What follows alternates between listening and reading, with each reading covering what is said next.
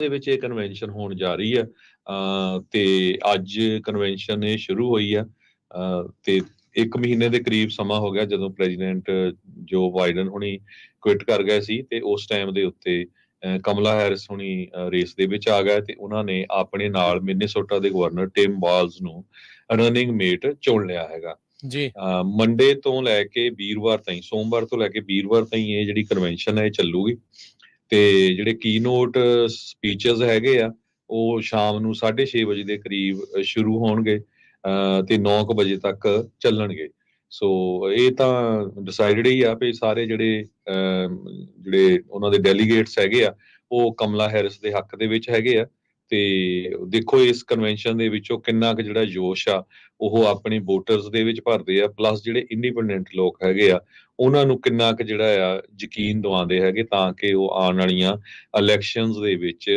ਕਮਲਾ Harris ਨੂੰ support ਕਰਨ 4000 ਤੋਂ ਵੱਧ ਜਿਹੜੇ ਡੈਲੀਗੇਟ ਆ ਇਹ ਸ਼ਿਕਾਗੋ 'ਚ ਪਹੁੰਚ ਚੁੱਕੇ ਹੈਗੇ ਆਲਰੇਡੀ ਤੇ ਉਹ ਕਮਲਾ ਹੈਰਿਸ ਉਹਨਾਂ ਨੂੰ as a democratic party the nomination ਜਿਹੜਾ ਅਪਰੂਵ ਕਰਨਗੇ ਜੀ ਬਿਲਕੁਲ ਸੋ ਇਹ ਵੀ ਕਈ ਦਿਨ ਤੱਕ ਇਹ ਜਿਹੜੀ ਡੈਮੋਕ੍ਰੇਟ ਨੈਸ਼ਨਲ ਕਨਵੈਨਸ਼ਨ ਜਿਹੜੀ ਆ ਉਹ ਹੋਣੀ ਆ ਇਸ ਵਾਰ ਸ਼ਿਕਾਗੋ 'ਚ ਇਹ ਹੋਣ ਜਾ ਰਹੀ ਆ 1996 ਤੋਂ ਇਹਨਾਂ ਨੇ ਇਹ ਪ੍ਰੋਸੈਸ ਸ਼ੁਰੂ ਕੀਤਾ ਸੀ ਉਸ ਟਾਈਮ ਦੇ ਉੱਤੇ ਪ੍ਰੈਜ਼ੀਡੈਂਟ ਬਿਲ ਕਲਿੰਟਨ ਆ ਉਹ ਆਪਣੀ ਰਨ ਕਰ ਰਹੇ ਸੀ ਰੀ ਇਲੈਕਸ਼ਨ ਦੇ ਲਈ ਸੋ 2 ਵੈਨਿਊਜ਼ ਦੇ ਵਿੱਚ ਕਹਿੰਦੇ ਵੀ ਇਵੈਂਟ ਹੋਣਗੀਆਂ ਯੂਨਾਈਟਿਡ ਸੈਂਟਰ ਜਿੱਥੇ ਹੋਸਟ ਸਪੀਚ ਕਰਨਗੇ ਸ਼ਾਮ ਨੂੰ ਮੈਕਕੋਰਮਿਕ ਪਲੇਸ ਜਿੱਥੇ ਕਹਿੰਦੇ ਵੀ ਅਫੀਸ਼ੀਅਲ ਪਾਰਟੀ ਬਿਜ਼ਨਸ ਮੀਟਿੰਗ ਜਿਹੜੀਆਂ ਸਾਰੀ ਦਿਹਾੜੀ ਚੱਲਣਗੀਆਂ ਸ਼ਿਕਾਗੋ ਜੇ ਦੱਸਦੇ ਜਾਈਏ ਤਾਂ ਬੈਟਲ ਗਰਾਊਂਡ ਸਟੇਟ ਤਾਂ ਨਹੀਂ ਹੈਗੀ ਇਹ ਵਿਸਕੌਨਸਨ ਤੋਂ 1 ਘੰਟਾ ਦੂਰ ਆ ਤੇ ਮਿਸ਼ੀਗਨ ਤੋਂ 1 ਘੰਟਾ ਦੂਰ ਆ ਜਿਹੜੀਆਂ ਕਿ ਦੋਨੋਂ ਹੀ ਬੈਟਲ ਗਰਾਊਂਡ ਇਸ ਟਾਈਮ ਸਟੇਟ ਹੈਗੀਆਂ ਆ ਵਿਸਕੌਨਸਨ ਮਿਸ਼ੀਗਨ ਨੂੰ ਯੂਜਲੀ ਕਹਿੰਦੇ ਵੀ ਡੈਮੋਕ੍ਰੇਟ ਪਾਰਟੀ ਵਾਲੇ ਬਲੂ ਵਾਲ ਸਟੇਟਸ ਦੇ ਤੌਰ ਦੇ ਉੱਤੇ ਜਿਹੜੇ ਉਹ ਜਾਣਦੇ ਨੇ ਜ਼ਿਆਦਾਤਰ ਇਹਨਾਂ ਨੇ ਡੈਮੋਕ੍ਰੇਟਸ ਜਿਹੜੇ ਪ੍ਰੈਜ਼ੀਡੈਂਟਸ ਆ ਉਹਨਾਂ ਦੀ ਹਮਾਇਤ ਕੀਤੀ ਹੈਗੀ ਆ 2016 ਦੇ ਵਿੱਚ ਜਦ ਟਰੰਪ ਹੁਣੀ ਜਿੱਤੇ ਸੀ ਉਦੋਂ ਇਹ ਦੋਨੋਂ ਸਟੇਟਸ ਇਹਨਾਂ ਦੇ ਹੱਕ ਰਿਪਬਲਿਕਨ ਜਿਹੜੀਆਂ ਹੋਈਆਂ ਸੀ ਤੇ 2020 ਵਿੱਚ ਬਾਈਡਨ ਹੁਣਾਂ ਨੇ ਇਸ ਨੂੰ ਦੁਬਾਰਾ ਜਿੱਤ ਲਿਆ ਸੀਗਾ ਸੋ ਮਿਡ ਵੈਸਟ ਰਿਫਲੈਕਟਸ ਅਮਰੀਕਾ ਜਿਹੜੇ DNC ਦੀ ਚੇਅਰਮੈਨ ਆ ਜੇਮੀ ਹੈਰਿਸਨ ਉਹਨਾਂ ਨੇ ਪਿਛਲੇ ਸਾਲ ਇਸ ਤਰੀਕੇ ਦੇ ਨਾਲ ਆਖਿਆ ਸੀਗਾ ਸੋ 4000 ਡੈਲੀਗੇਟਸ ਜਿਨ੍ਹਾਂ ਨੇ ਇੱਕ ਆਨਲਾਈਨ ਰੋਲ ਕਾਲ ਦੇ ਵਿੱਚ ਆਲਰੇਡੀ ਹੈਰਿਸ ਜਿਹੜੀ ਕਮਲਾ ਹੈਰਿਸ ਆ ਉਸ ਨੂੰ ਇਲੈਕਟ ਕਰ ਲਿਆ ਹੈਗਾ ਆ ਮੰਗਲਵਾਰ ਨੂੰ ਯਾਨੀ ਕਿ ਕੱਲ ਨੂੰ ਸਾਬਕਾ ਰਾਸ਼ਟਰਪਤੀ ਬਰਾਕ ਓਬਾਮਾ ਉਹ ਵੀ ਜਿਹੜਾ ਭਾਸ਼ਣ ਆ ਦੇਣ ਜਾ ਰਹੇ ਹੈਗੇ ਆ ਤੇ ਵੈਡਨਸਡੇ ਨੂੰ ਜਿਹੜੇ ਸਾਬਕਾ ਰਾਸ਼ਟਰਪਤੀ ਬਿਲ ਕਲਿੰਟਨ ਨੈਂਸੀ ਪਲੋਸੀ ਇਹ ਜਿਹੜੇ ਆ ਉੱਥੇ ਬੋਲਣਗੇ ਸੋ ਕਾਫੀ ਲੰਬਾ ਚੌੜਾ ਜਿਹੜਾ ਇਹਨਾਂ ਦੇ ਵੀ ਜਿਸ ਤਰੀਕੇ ਦੇ ਨਾਲ ਸਟਾਰ ਸਟੱਡਡ ਰਿਹਾ ਆ ਆਪਣੇ ਰਿਪਬਲਿਕਨਸ ਦੀ ਕਨਵੈਨਸ਼ਨ ਇਸ ਤਰੀਕੇ ਨਾਲ ਇਹ ਵੀ ਜਿਹੜੇ ਆ ਇੱਥੇ ਜਿਹੜੀ ਆਪਣੇ ਸਟਾਰ ਸਟੱਡਡ ਜਿਹੜੀ ਉਹ ਕਰਨਗੇ ਸੋ ਉਹੀ ਜਿੱਦਾਂ ਹਰਜੋਤ ਜੀ ਨੇ ਕਿਹਾ ਵੀ ਸਵਾਲ ਤਾਂ ਇਹੀ ਰਹੂਗਾ ਵੀ ਕਿਸ ਤਰੀਕੇ ਦੇ ਨਾਲ ਲੋਕਾਂ ਨੂੰ ਆਪਣੇ ਹੱਕ ਦੇ ਵਿੱਚ ਇਹ ਭੁਗਤਾਉਣ 'ਚ ਕਾਮਯਾਬ ਹੋਣਗੇ ਇਹ ਵੱਡਾ ਜਿਹੜਾ ਮਸਲਾ ਆ ਨਵੰਬਰ ਦੇ ਵਿੱਚ ਇਲੈਕਸ਼ਨ ਆ ਰਹੀਆਂ ਆ ਕੁਛ ਮਹੀਨਿਆਂ ਦਾ ਵਕਤ ਜਿਹੜਾ 2.5 ਮਹੀਨੇ ਦਾ ਜਿਹੜਾ ਵਕਤ ਆ ਉਹ ਮਹਿਜ ਰਹਿ ਗਿਆ ਹੈਗਾ ਆ ਤੇ ਇਹ ਵੀ ਕਿਆਸ ਲਾਈਆਂ ਜਾ ਰਹੀਆਂ ਜਿਹੜਾ ਪ੍ਰੋਜੈਕਟ 2025 ਆ ਜਿਸ ਤੋਂ ਟਰੰਪ ਉਹਨਾਂ ਨੇ ਆਪਣਾ ਖੇੜਾ ਛਡਾਉਣ ਦੀ ਬਹੁਤ ਕੋਸ਼ਿਸ਼ ਕਰ ਰਹੇ ਆ ਵੀ ਮੇਰਾ ਉਸ ਦੇ ਨਾਲ ਕੋਈ ਵਾਸਤਾ ਨਹੀਂ ਪਰ ਡੈਮੋਕ੍ਰੇਟ ਪਾਰਟੀ ਉਹਨਾਂ ਦੇ ਹੀ ਏਜੰਡੇ ਦੇ ਤੌਰ ਤੇ ਉਸ ਨੂੰ ਪੇਸ਼ ਕਰ ਰਹੇ ਆ ਤੇ ਲੱਗਦਾ ਹੈ ਵੀ ਇਸ ਕਨਵੈਨਸ਼ਨ ਦੇ ਵਿੱਚ ਇਸ ਉੱਤੇ ਵੀ ਇਹ ਜਿਹੜਾ ਉਹ ਜ਼ੋਰ ਜ਼ਰੂਰ ਲਾਉਣਗੇ ਜੀ ਅਗਲੀ ਖਬਰ ਵੱਲ ਚਲੀਏ ਕੈਨੇਡਾ ਦੀ ਇੱਕ ਬਹੁਤ ਵੱਡੀ ਜਿਹੜੀ ਕੰਪਨੀ ਹੈਗੀ ਆ ਉਹ 7-Eleven ਕੰਪਨੀ ਜੋ ਆ ਜਾਪਾਨ ਦੀ ਉਸ ਨੂੰ ਕਹਿੰਦੇ ਟੇਕ ਓਵਰ ਕਰ ਸਕਦੀ ਹੈਗੀ ਉਹਨਾਂ ਨੇ ਆਪਣੀ ਬਿਡ ਦੇ ਦਿੱਤੀ ਹੈਗੀ ਕੈਨੇਡਾ ਦੀ ਐਲੀਮੈਂਟੇਸ਼ਨ ਕੋਚਟਾਰਡ ATD.TO ਇਹ ਇਹਨਾਂ ਦਾ ਜਿਹੜਾ ਐਬਰੀਵੇਸ਼ਨ ਨੰਬਰ ਹੈਗਾ ਨੈਸਡੈਕ ਦੇ ਉੱਤੇ ਤੇ ਉਹ ਜਾਪਾਨ ਦੀ 7&i ਜਿਹੜੀ ਕੰਪਨੀ ਆ ਉਹਨੂੰ ਕਹਿੰਦੇ ਵੀ ਟੇਕ ਓਵਰ ਕਰ ਸਕਦਾ ਹੈਗਾ ਆਲਰੇਡੀ ਉਹਨਾਂ ਨੇ ਇਹਦੀ ਆਫਰ ਦੇ ਦਿੱਤੀ ਹੈਗੀ ਆ 7-Eleven largest ever Japanese foreign buyout ਹੋਊਗਾ ਇਹ ਕਿਸੇ ਵੈਸਟਰਨ ਕੰਪਨੀ ਵੱਲੋਂ ਤੇ ਇਹਨਾਂ ਦੇ ਸਟੋਰ ਬਹੁਤ ਜ਼ਿਆਦਾ ਆ ਜਦੋਂ ਇਹ ਡੀਲ ਆਈ ਆ ਤੇ ਉਹਦੇ ਨਾਲ ਡੀਲ ਦੀ ਨਿਊਜ਼ ਆਈ ਆ ਤੇ 7&i ਦੇ ਜਿਹੜੇ ਸ਼ੇਅਰ ਆ 23% ਉਹ ਅਪ ਚਲੇ ਗਏ ਹੈਗੇ ਆ। 5.6 ਟ੍ਰਿਲੀਅਨ ਡਾਲਰ ਇਹਦੀ ਜਿਹੜੀ ਵੈਲਿਊ ਜੈਨ ਦੱਸੀ ਗਈ ਹੈ, ਜੋ ਕਿ US ਦੀ 38 ਬਿਲੀਅਨ ਡਾਲਰ ਬਣਦੀ ਹੈਗੀ ਆ। ਕੌਚਟਾਰਟ ਜਿਹੜੇ ਆਪਰੇਟ ਕਰਦੇ ਹੈਗੇ ਸਰਕਲ ਕੇ ਕਨਵੀਨੀਅੰਸ ਸਟੋਰ, ਉਹਨਾਂ ਦੀ 58 ਬਿਲੀਅਨ ਡਾਲਰ ਦੇ ਉੱਤੇ ਦੱਸੀ ਗਈ ਹੈਗੀ ਆ। ਪੂਰੇ ਕਹਿੰਦੇ ਵੀ 7-11 77,000 ਦੇ ਕਰੀਬ ਲੋਕਾਂ ਨੂੰ ਇੰਪਲਾਈ ਕਰਦਾ ਹੈਗਾ ਆ, ਜਿਹੜੇ ਉਹਨਾਂ ਦੇ ਜੌਬ ਕਰਦੇ ਆ ਆਲ ਓਵਰ ਦਾ ਵਰਲਡ। ਇਹ ਜੈਪਨੀਜ਼ ਬਹੁਤ ਵੱਡੀ ਜਾਇੰਟ ਕੰਪਨੀ ਆ। ਇਹਨਾਂ ਦਾ ਇੱਕ ਸਪੈਸ਼ਲ ਕਮੇਟੀ ਦਾ ਰਿਵਿਊ ਹੋਊਗਾ ਇਸ ਪ੍ਰਪੋਜ਼ਲ ਦੇ ਉੱਤੇ। ਉਹ ਤੋਂ ਬਾਅਦ ਉਹ ਦੱਸਣਗੇ ਵੀ ਇਹ ਸੈੱਲ ਕਰ ਰਿਹਾ ਆ ਜਾਂ ਨਹੀਂ। ਤੇ ਇਸ ਬਿਡ ਦੇ ਬਾਰੇ ਸਭ ਤੋਂ ਪਹਿਲਾਂ ਨਿੱਕੀ ਬਿਜ਼ਨਸ ਡੇਲੀ ਜਿਹੜੀ ਆ ਜਾਪਾਨ ਦੀ, ਉੱਥੇ ਰਿਪੋਰਟ ਕੀਤਾ ਗਿਆ ਸੀਗਾ। ਇਸ ਤੋਂ ਪਹਿਲਾਂ ਵੀ ਇਹ ਜਿਹੜੀ ਕੰਪਨੀ ਆ ਇਹਦੇ ਲਈ ਕਿਸੇ ਨੇ ਕੋਸ਼ਿਸ਼ ਕੀਤੀ ਸੀ, ਪਰ ਡੀਲ ਸਿਰੇ ਨਹੀਂ ਚੜੀ ਸੀ। ਤੋਸ਼ੀਬਾ ਇੱਕ ਕੰਪਨੀ ਆ ਜਿਹੜੀ ਚਿਪ ਬਣਾਉਂਦੀ ਹੈਗੀ ਆ, ਉਸ ਦੀ ਡੀਲ ਵੀ ਜਿਹੜੀ ਆ 2018 ਦੇ ਵਿੱਚ 18 ਬਿਲੀਅਨ ਡਾਲਰ ਦੀ ਹੋਈ ਸੀ। 7-11 ਐਕਸਪੈਂਡ ਬਹੁਤ ਹੋਏ ਆ, ਪਰ ਅੱਜ ਕੱਲ ਜਿਹੜੇ 7-11 ਓਨਰਸ ਆ, ਉਹਨਾਂ ਦੀ ਜਿਹੜੀ ਸਿਚੁਏਸ਼ਨ ਆ ਉਹ ਬਾਲੀ ਗੁੱਡ ਨਹੀਂ ਹੈਗੀ। ਜੋ ਉਹਨਾਂ ਦਾ ਐਗਰੀਮੈਂਟ ਕੰਪਨੀ ਦੇ ਨਾਲ ਹੈਗਾ, ਇੱਕ ਤਾਂ ਇਹ ਆ ਵੀ ਇਨਫਲੇਸ਼ਨ ਨੂੰ ਲੈ ਕੇ EMPLOYEES ਲੱਭਣੇ ਬੜੇ ਔਖੇ ਆ, ਜੇ ਲੱਭਦੇ ਆ ਤੇ ਉਹਨਾਂ ਦੇ ਪੇਰੋਲ ਬਹੁਤ ਜ਼ਿਆਦਾ ਆ। ਬਾਕੀ ਜਿਹੜੇ ਕਿਉਂਕਿ ਜਿੱਥੇ ਜਿੱਥੇ 7-11 ਆ ਬਿਲਡਿੰਗਸ ਕਈ ਓਨ ਕਰਦੇ ਕਈ ਨਹੀਂ ਕਰਦੇ, ਉਹਨਾਂ ਦੇ ਰੈਂਟ ਹਾਈ ਆ। ਸੋ ਇਨ ਦਾ ਐਂਡ ਜਿਹੜੀ ਉਹਨਾਂ ਦੀ ਇਨਕਮ ਆ ਉਹ ਬਹੁਤ ਘੱਟ ਹੈਗੀ ਆ, ਜਿਹੜਾ ਨੈਟ ਪ੍ਰੋਫਿਟ ਸਾਰੇ ਖਰਚੇ ਕੱਢ ਕੇ। ਸੋ ਹੋਪਫੁਲੀ ਇਸ ਨਵੀਂ ਕੰਪਨੀ ਟੇਕ ਓਵਰ ਹੋਣ ਦੇ ਨਾਲ ਇਹਦੇ ਉੱਤੇ ਜਿਹੜਾ ਆ ਕੁਛ ਨਾ ਕੁਛ ਅਸਰ ਪਊਗਾ ਜੀ। ਅਗਲੀ ਜਿਹੜੀ ਹਰਜੋਤ ਸਿੰਘ ਦੀ ਗੱਲ ਕਰਦੇ ਜਾਈਏ, ਸਿਸਲੀ ਇਟਲੀ ਦੇ ਵਿੱਚ ਇੱਕ ਟੋਰਨੇਡੋ ਦੇ ਕਰਕੇ ਲਗਜ਼ਰੀ ਯਾਚ ਆ ਉਹ ਸਿੰਕ ਕਰ ਗਿਆ, ਡੁੱਬ ਗਿਆ। 6 ਜਾਣੇ ਇਸ ਟਾਈਮ ਮਿਸਿੰਗ ਆ ਤੇ 1 ਜਾਣੇ ਦੀ ਮੌਤ ਹੋਈ ਦੱਸੀ ਜਾ ਰਹੀ ਆ। 22 ਜਾਣੇ ਉਸ ਟਾਈਮ ਇਸ ਜਿਹੜੇ ਡੁੱਬੇ ਯਾਚ ਦੇ ਉੱਤੇ ਸਵਾਰ ਸੀਗੇ। ਰੈਸਕਿਊਅਰਸ ਨੇ ਕਹਿੰਦੇ ਵੀ 6 ਜਾਣਿਆਂ ਨੂੰ ਅਜੇ ਵੀ ਲੱਭ ਰਹੇ ਆ। ਬ੍ਰਿਟਿਸ਼ ਟੈਕ ਟਾਈਕੂਨ ਮਾਈਕ ਲਿੰਚ, ਉਸ ਦਾ ਇਹ ਲਗਜ਼ਰੀ ਯਾਚ ਸੀ। ਇਹ ਜਿਹੜਾ ਟੋਰਨੇਡੋ ਦੀ ਲਪੇਟ ਦੇ ਵਿੱਚ ਆ ਗਿਆ ਤੇ ਉੱਥੇ ਜਿਹੜਾ ਉਹ ਡੁੱਬ ਗਿਆ। ਉੱਥੋਂ ਦੀ ਲੋਕਲ ਟਾਈਮ ਦੇ ਮੁਤਾਬਕ ਉੱਥੋਂ ਦੇ ਤੜਕੇ ਸਵੇਰੇ 5 ਵਜੇ ਇਹ ਘਟਨਾ ਜਿਹੜੀ ਆ ਉਹ ਵਾਪਰੀ ਆ। 4 ਬ੍ਰਿਟਿਸ਼ ਨਾਗਰਿਕ ਤੇ 2 ਅਮਰੀਕਨ ਨਾਗਰਿਕ ਜਿਹੜੇ ਆ, ਇਹ 6 ਜਾਣਿਆਂ ਚੋਂ ਜਿਹੜੇ ਗਵਾਚੇ ਆ ਉਹਨਾਂ ਦੀ ਭਾਲ ਇਸ ਟਾਈਮ ਚੱਲ ਰਹੀ ਆ। ਲਿੰਚ ਫਾਊਂਡਰ ਆ ਸੌਫਟਵੇਅਰ ਜਾਇੰਟ ਕੰਪਨੀ ਆਟੋਨਮੀ ਦਾ, ਤੇ ਪੈਸੰਜਰ ਸੀਗਾ ਉਸ ਟਾਈਮ ਦੇ ਉੱਤੇ ਸਿਆਚ ਦੇ ਵਿੱਚ। ਨਾਲ ਉਸ ਦੀ ਜਿਹੜੀ ਵਾਈਫ ਐਂਜਲਾ ਬੈਕੈਰਿਸ, ਉਸ ਨੂੰ ਕਹਿੰਦੇ ਆ ਬਚਾ ਲਿਆ ਗਿਆ ਹੈਗਾ ਆ। ਇੱਕ ਜਾਣੇ ਨੇ CNN ਨਾਲ ਗੁਪਤ ਰਹਿਣ ਦੀ ਸ਼ਰਤ ਦੇ ਉੱਤੇ ਜਿਹੜਾ ਉਹ ਦੱਸਿਆ ਵੀ ਅਸੀਂ ਆਥੋਰਾਈਜ਼ ਤਾਂ ਨਹੀਂ ਹੈਗੇ ਇਹ ਸਾਰਿਆਂ ਦੇ ਨਾਲ ਮੀਡੀਆ ਦੇ ਨਾਲ ਗੱਲ ਕਰਨ ਦੇ ਲਈ। 15 ਜਾਣਿਆਂ ਨੂੰ ਕਹਿੰਦੇ ਵੀ ਮੌਕੇ ਤੋਂ ਬਚਾ ਲਿਆ ਗਿਆ। ਇੱਕ ਬੱਚੇ ਨੂੰ ਉੱਥੋਂ 에ਅਰਲਿਫਟ ਵੀ ਜਿਹੜਾ ਉਹ ਕੀਤਾ ਗਿਆ ਸੀ। ਸੋ ਜਿਹੜਾ ਪੋਰਟੋਸੈਲੋ ਸਿਸਲੀ ਦਾ ਜਿਹੜਾ ਆਈਲੈਂਡ ਹੈ ਸਦਰਨ ਇਟਲੀ ਚ ਪੈਂਦਾ ਆ, ਇਹ ਕਾਫੀ ਮਸ਼ਹੂਰ ਆ ਸੈਲਾਨੀਆਂ ਦੇ ਲਈ। ਤੇ ਇਸ ਦੇ ਪਾਣੀ ਵੀ ਜਿਹੜੇ ਆ ਉਹ ਕਾਫੀ ਆਨੰਦਮਈ ਕਹਿੰਦੇ ਮਾਹੌਲ ਉੱਥੇ ਹੁੰਦਾ ਆ। ਪਰ ਕਈ ਜਿਹੜੇ ਇੱਕ ਵਾਟਰ ਸਪਾਊਟ ਤੇ ਸੈਵਰਲ ਟਾਈਪ ਆਫ ਟੋਰਨੇਡੋਜ਼ ਦੇ ਵਿੱਚੋਂ ਇੱਕ ਉਸ ਨੇ ਇਸ ਇਲਾਕੇ ਦੇ ਵਿੱਚ ਹਿੱਟ ਕੀਤਾ, ਜਿਸ ਕਰਕੇ ਇਹ ਜਿਹੜਾ ਯਾਚ ਆ 56 ਮੀਟਰ ਵੱਡਾ ਉਹ ਡੁੱਬ ਗਿਆ। ਅਗਲੀ ਖਬਰ ਜਿਹੜੀ ਆ ਉਹ ਰੀਅਲ ਸਟੇਟ ਇੰਡਸਟਰੀ ਦੇ ਨਾਲ ਰਿਲੇਟਡ ਹੈਗੀ ਆ। ਅਮਰੀਕਾ ਦੇ ਵਿੱਚ ਕਿਸ ਤਰ੍ਹਾਂ ਘਰ ਖਰੀਦੇ ਜਾਂਦੇ, ਕਿਸ ਤਰ੍ਹਾਂ ਜਿਹੜੇ ਵੇਚੇ ਜਾਂਦੇ ਆ, ਉਹਦੇ ਵਿੱਚ ਪੂਰਾ ਸ਼ੇਕਅਪ ਹੋਇਆ ਆ ਅਗਸਤ 17 ਤੋਂ। ਸਾਡਾ ਜਿਹੜਾ ਪੰਜਾਬੀ ਰੇਡੀਓ USA ਦਾ ਮਕਸਦ ਪਹਿਲੇ ਦਿਨ ਤੋਂ ਇਹ ਆ ਵੀ ਜਿਹੜੇ ਸਾਡੇ ਲਿਸਨਰ ਆ ਉਹਨਾਂ ਨੂੰ ਬਿਲਕੁਲ ਸਹੀ ਇਨਫੋਰਮੇਸ਼ਨ ਦਿੱਤੀ ਜਾਵੇ। ਕਈ ਵਾਰੀ ਕੀ ਹੁੰਦਾ ਵੀ ਜਿਹੜੀਆਂ ਇੰਡਸਟਰੀਆਂ ਆ ਜਾਂ ਬਹੁਤ ਸਾਰੇ ਰੇਡੀਓ ਸਟੇਸ਼ਨ TV ਸਟੇਸ਼ਨ ਹੈਗੇ ਆ, ਉਹ ਉਹਨਾਂ ਤੋਂ ਪੈਸੇ ਲੈ ਕੇ ਜਿਹੜੇ ਸ਼ੋਅ ਕਰ ਲੈਂਦੇ ਹੈਗੇ ਆ, ਤਾਂ ਕਿ ਉਹ ਜਿਹੜਾ ਦੂਸਰੀ ਸਾਈਡ ਆ ਉਹ ਨਹੀਂ ਦੱਸਦੇ ਹੈਗੇ। ਅਸੀਂ ਈਵਨ ਟਰੱਕਿੰਗ ਇੰਡਸਟਰੀ ਦੇ ਵਿੱਚ ਹਾਲਾਂਕਿ ਕਈ ਜਾਣੇ ਸਾਡੇ ਉਲਟ ਜਿਹੜੀ ਟਿਕਟੌਕ ਵੀ ਬਣਾਉਂਦੇ ਰਹੇ ਵੀ ਦੇਖੋ ਜੀ ਇਹ ਤਾਂ ਨੈਗੇਟਿਵ ਖਬਰਾਂ ਦੇਈ ਜਾਂਦੇ ਆ, ਇਹਨਾਂ ਦਾ ਕੰਮੇ ਇਹ ਹੈਗਾ ਆ, ਕੋਈ ਚੱਜ ਦੀ ਗੱਲ ਨਹੀਂ ਕਰਨੀ ਹੈਗੀ। ਸੋ ਜਿਹੜੇ ਬੱਚੇ ਆ ਉਹ ਇਸ ਟਾਈਮ ਬੜੇ ਖੁਸ਼ ਹੈਗੇ ਆ, ਉਹ ਸਾਡਾ ਥੈਂਕ ਯੂ ਵੀ ਕਰਦੇ ਆ। ਹੁਣ ਰੀਅਲ ਸਟੇਟ ਇੰਡਸਟਰੀ 'ਚ ਬਹੁਤ ਕੁਝ ਚੇਂਜ ਹੋਇਆ। ਬਹੁਤ ਸਾਰੇ ਜਿਹੜੇ ਬ੍ਰੋਕਰ ਆ ਉਹ ਸਾਨੂੰ ਦੱਸੂਗੇ ਨਹੀਂ ਵੀ ਇਹਦੇ ਵਿੱਚ ਚੇਂਜ ਕੀ ਹੋਇਆ ਹੈਗਾ।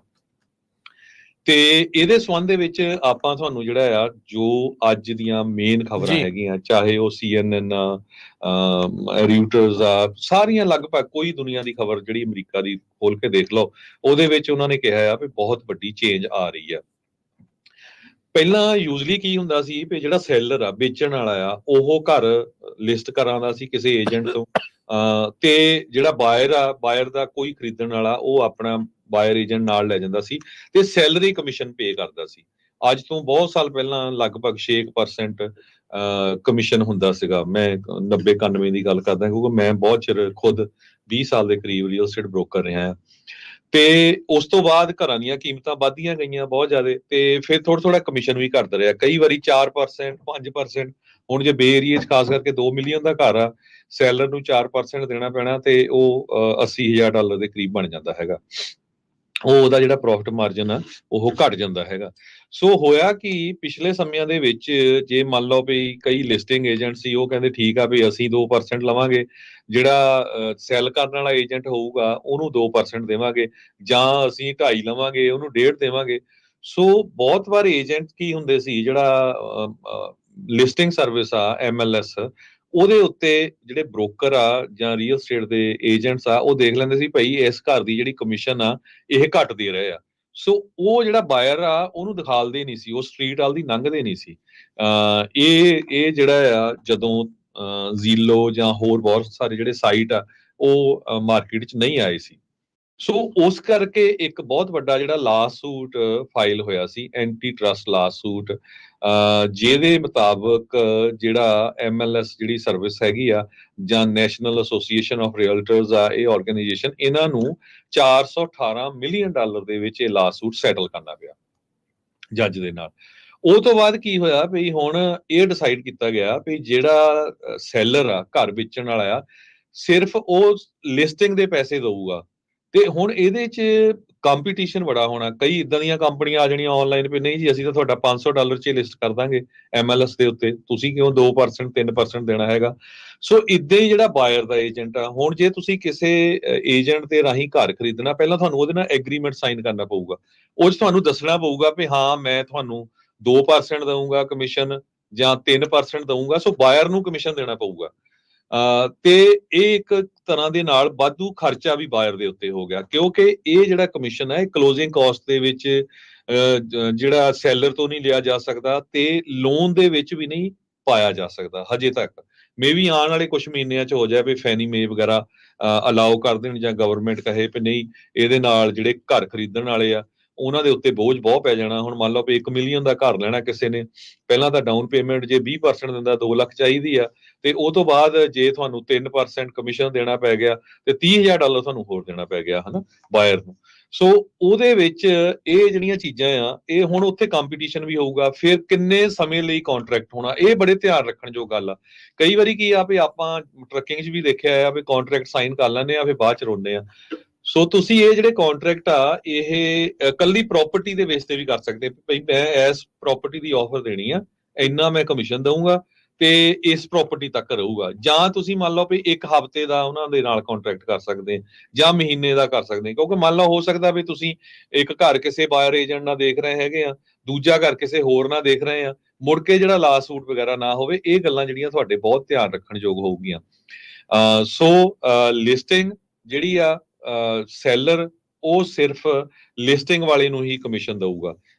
ਬਹੁਤ ਸਾਰੀਆਂ ਕੰਪਨੀਆਂ ਆਉਣ ਵਾਲੇ ਸਮੇਂ ਦੇ ਵਿੱਚ ਆਊਗੀਆਂ ਜਿਹੜੀਆਂ ਘੱਟ ਪੈਸੇ ਦੇ ਉੱਤੇ ਵੀ ਲਿਸਟ ਕਰੂਗੀਆਂ। ਵੈਸੇ ਅੱਜ ਕੱਲ 2-2.5% 3% ਪਹਿਲਾਂ ਹੁੰਦਾ ਸੀ, ਫਿਰ 1.5% ਤੱਕ ਵੀ ਆ ਗਿਆ, ਡਿਪੈਂਡਸ ਔਨ ਦਾ ਪ੍ਰਾਈਸ ਤੇ ਮਾਰਕੀਟ ਕਿੱਥੇ। ਜਿੱਥੇ ਹੁਣ ਮੰਨ ਲਓ ਬੇ ਏਰੀਏ ਦੇ ਵਿੱਚ ਪ੍ਰਾਪਰਟੀਆਂ ਬਹੁਤ ਘੱਟ ਲਿਸਟਡ ਹੈਗੀਆਂ, ਕਈ ਏਰੀਏ ਇਦਾਂ ਦੇ ਉੱਥੇ ਪ੍ਰਾਪਰਟੀਆਂ ਬਹੁਤ ਲਿਸਟਡ ਹੈਗੀਆਂ, ਉੱਥੇ ਜ਼ਿਆਦਾ ਜਿਹੜਾ ਆ ਕੰਪੀਟੀਸ਼ਨ ਹੋਊਗਾ। ਸੋ ਇਸੇ ਤਰ੍ਹਾਂ ਜਿਹੜਾ ਬਾਇਰ ਆ ਉਹਨੂੰ ਵੀ ਹੁਣ ਇਹ ਲੱਭਣਾ ਪਊਗਾ। ਪਰ ਲੱਕਲੀ ਕੀ ਆ ਵੀ ਅੱਜ ਦੀ ਡੇਟ ਦੇ ਵਿੱਚ ਬਹੁਤ ਸਾਰੇ ਜਿਹੜੇ ਵੈਬਸਾਈਟ ਆ, ਤੁਸੀਂ ਸਰਚ ਕਰ ਸਕਦੇ ਈਜ਼ਲੀ, ਜ਼ੀਲੋ ਤੇ ਜਾ ਕੇ, ਟਰੂਲੀਆ ਤੇ ਜਾ ਕੇ, ਰੈਡਫਿਨ ਤੇ ਜਾ ਕੇ, ਕਿਹੜੇ ਘਰ ਜਿਹੜੇ ਆ ਸੇਲ ਤੇ ਲੱਗੇ ਆ, ਕੀ ਪ੍ਰਾਈਸ ਹੈਗੀ ਆ।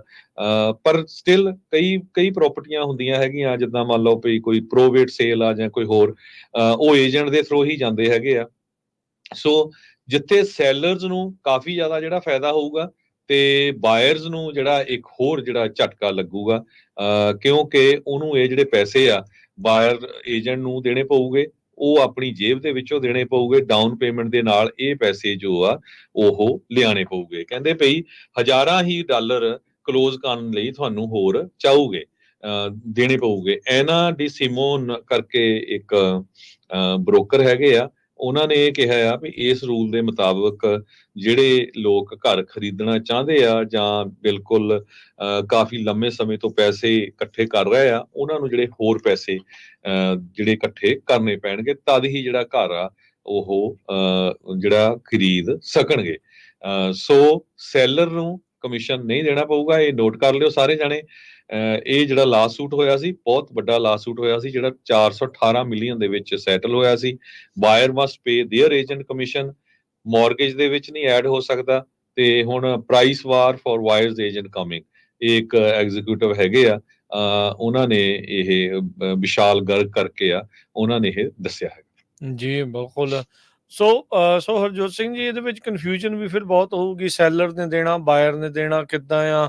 ਇਹ ਰੀਸੈਂਟਲੀ ਜਿਹੜਾ ਇੱਕ ਲਾ ਸੂਟ ਹੋਇਆ ਸੀ, ਉਸ ਤੋਂ ਬਾਅਦ ਦੇ ਵਿੱਚ ਇਹ ਜਿਹੜਾ ਮਸਲਾ ਜਿਹੜਾ ਉਹ ਬਣਿਆ ਸੀਗਾ, ਸੋ ਉਹਦੇ ਵਿੱਚ ਕੀ ਇਹ ਹੁਣ ਕਿੱਦਾਂ ਇੱਕ ਕਿੱਦਾਂ ਲੋਕਾਂ ਨੂੰ ਕਲੈਰਿਟੀ ਆਊਗੀ ਇਸ ਚੀਜ਼ ਦੇ ਵਿੱਚ? ਕਲੈਰਿਟੀ ਇਹ ਆ ਵੀ ਜਦੋਂ ਵੀ ਤੁਸੀਂ ਮੰਨ ਲਓ ਵੀ ਲਿਸਟਿੰਗ ਏਜੰਟ ਨੇ ਘਰ ਲਿਸਟ ਕਰਤਾ, ਸੈਲਰ ਨੇ ਕਹਿਤਾ ਵੀ ਮੈਂ ਤਾਂ ਜੀ ਲਿਸਟਿੰਗ ਏਜੰਟ ਨੂੰ 1% ਕਮਿਸ਼ਨ ਦਊਂਗਾ ਜੇ ਮੇਰਾ ਘਰ ਵਿਕ ਗਿਆ, ਉਹਦਾ ਕੰਟਰੈਕਟ ਸਾਈਨ ਹੋ ਗਿਆ। ਹੁਣ ਜਿਹੜਾ ਬਾਇਰ ਏਜੰਟ ਆ, ਉਹਦੇ ਨਾਲ ਤੁਸੀਂ ਕੰਟਰੈਕਟ ਕਰਨਾ ਪਊਗਾ। ਪਹਿਲਾਂ ਕਈ ਵਾਰੀ ਕੀ ਹੁੰਦਾ ਵੀ ਤੁਹਾਨੂੰ ਪਤਾ ਹੀ ਨਹੀਂ ਹੁੰਦਾ ਸੀ ਵੀ ਬਾਇਰ ਦਾ ਏਜੰਟ ਜਿਹੜਾ ਆ, ਜਿਹੜੇ ਏਜੰਟ ਰਾਹੀਂ ਤੁਸੀਂ ਘਰ ਲਿਆ, ਉਹਨੂੰ ਕਿੰਨਾ ਕਮਿਸ਼ਨ ਲਿਆ, ਹਨਾ। ਤੇ ਬਾਇਰ ਨੂੰ ਮੈਟਰ ਵੀ ਨਹੀਂ ਕਰਦਾ ਸੀ, ਕਿਉਂਕਿ ਉਹਨੂੰ ਕਿਹੜਾ ਆਪਣੀ ਜੇਬ ਚੋਂ ਦੇਣਾ, ਸੈਲਰ ਨੂੰ ਹੀ ਮੈਟਰ ਕਰਦਾ ਸੀ। ਹੁਣ ਪਰ ਉਹ ਸਾਰਾ ਕੁਝ ਕਲੀਅਰ ਹੋਊਗਾ, ਪਹਿਲਾਂ ਤੁਹਾਨੂੰ ਸਾਈਨ ਕਰਨਾ ਪਊਗਾ। ਪਰ ਜਿੱਥੇ ਮੈਨੂੰ ਜਿਹਦਾ ਫਿਕਰ ਲੱਗਦਾ ਵੀ ਮੰਨ ਲਓ ਵੀ ਇੱਕ ਰੀਅਲ ਸਟੇਟ ਬ੍ਰੋਕਰ ਹੈਗਾ ਬਾਇਰ, ਉਹ ਉਹਦੇ ਕੋਲ ਇੱਕ ਜਣਾ ਚੱਲ ਗਿਆ, ਮੰਨ ਲਓ ਮੈਂ ਚੱਲ ਗਿਆ, ਮੈਂ ਕਹੂੰਗਾ ਵੀ ਮੈਂ ਤਾਂ ਜੀ ਸਿਰਫ 2% ਹੀ ਦੇਣਾ, ਤੁਸੀਂ ਇਸ ਘਰ ਦੇ ਉੱਤੇ ਆਫਰ ਦੇ ਦਿਓ, ਜਾਂ 1% ਦੇਣਾ। ਮੰਨ ਲਓ ਵੀ ਤੀਜਾ ਬੰਦਾ ਕਹਿੰਦਾ ਵੀ ਮੈਂ 3% ਤੈਨੂੰ ਦੇ ਦੂੰਗਾ, ਹਨਾ, ਵੀ ਤੂੰ ਆਫਰ ਦੇ ਦੇ। ਸੋ ਉਹਦੇ 'ਚ ਕਿੱਦਾਂ ਹੋਊਗਾ ਵੀ ਜੇ ਬ੍ਰੋਕਰ ਹੋਊਗਾ, ਮੈਨੂੰ ਤਾਂ ਕਮਿਸ਼ਨ ਜ਼ਿਆਦਾ ਹੀ ਮਿਲਦਾ, ਵੀ ਮੈਂ ਉਹਦੇ ਕੋਲ ਜਾਊਂਗਾ, ਠੀਕ ਹੈ ਕਿ ਨਹੀਂ? ਉਦਾਂ ਤਾਂ ਸੋ ਹੈ ਕਿ ਉਹ ਫਿਡਿਊਸ਼ਰੀ ਉਹਨਾਂ ਦੀ ਡਿਊਟੀ ਆ ਵੀ ਜੀ ਹਾਂ, ਅੱਗੇ ਤਾਂ ਘੱਲਣਾ ਚਾਹੀਦਾ, ਪਰ ਨੈਵਰ ਨੋ ਅੰਦਰ ਜੇ ਕੋਈ ਰੋਕ ਕੇ ਬਹਿ ਗਿਆ ਕਿਸੇ ਦਾ ਆਫਰ, ਫਿਰ ਰਹਿ ਜਾਊਗਾ ਨਾ ਹਾਂਜੀ। ਅਗਲੇ ਦੀ। ਉਹ ਤੋਂ ਬਾਅਦ ਫਿਰ ਜਦੋਂ ਘਰ ਕਲੋਜ਼ ਹੋ ਗਿਆ, ਵੀ ਕਿੱਦਾਂ ਪਤਾ ਲੱਗੂਗਾ ਵੀ ਕਿੰਨੇ ਪਰਸੈਂਟ ਦੇ ਉੱਤੇ ਉਹ ਕਮਿਸ਼ਨ ਜਿਹੜਾ ਸੀਗਾ, ਕਿਉਂਕਿ ਯੂਜ਼ਲੀ ਉਹ ਪ੍ਰਾਈਵੇਟ ਇਨਫੋਰਮੇਸ਼ਨ ਹੁੰਦੀ ਆ, ਉਹ ਬਾਹਰ ਨਹੀਂ ਜਾਂਦੀ ਹੈਗੀ, ਪਬਲਿਕ ਨਹੀਂ ਜਾਂਦੀ। ਸੋ ਇਦਾਂ ਦੀਆਂ ਜਿਹੜੀਆਂ ਕਈ ਕੰਡੀਸ਼ਨਸ ਹੋਣਗੀਆਂ ਇਹਦੇ ਵਿੱਚ। ਇੱਕ ਜ਼ਰੂਰ ਮੈਂ ਦੇਖਿਆ ਵੀ ਜਿਹੜੇ ਮੀਡੀਓਕਰ ਏਜੰਟਸ ਆ, ਜਿਹੜੇ ਨਵੇਂ ਆ ਜਾਂ ਪਾਰਟ ਟਾਈਮ ਕੰਮ ਕਰਦੇ ਆ, ਉਹਨਾਂ ਲਈ ਕਾਫੀ ਟਫ ਐਕਸਪੀਰੀਅੰਸ ਹੋ। ਨਹੀਂ ਜਿਨ੍ਹਾਂ ਨੂੰ। ਜਿਹੜੇ ਐਕਸਪੀਰੀਅੰਸ ਹੈਗੇ ਆ, ਵੱਡੀਆਂ ਫਰਮਾਂ ਆ, ਜਿਹੜੇ ਲਿਸਟ ਬਹੁਤ ਕਰਦੇ ਹੈਗੇ ਘਰਾਂ ਨੂੰ, ਉਹਨਾਂ ਦੇ ਲਈ ਕਾਫੀ ਜ਼ਿਆਦਾ ਜਿਹੜਾ ਫਾਇਦਾ ਹੋਊਗਾ।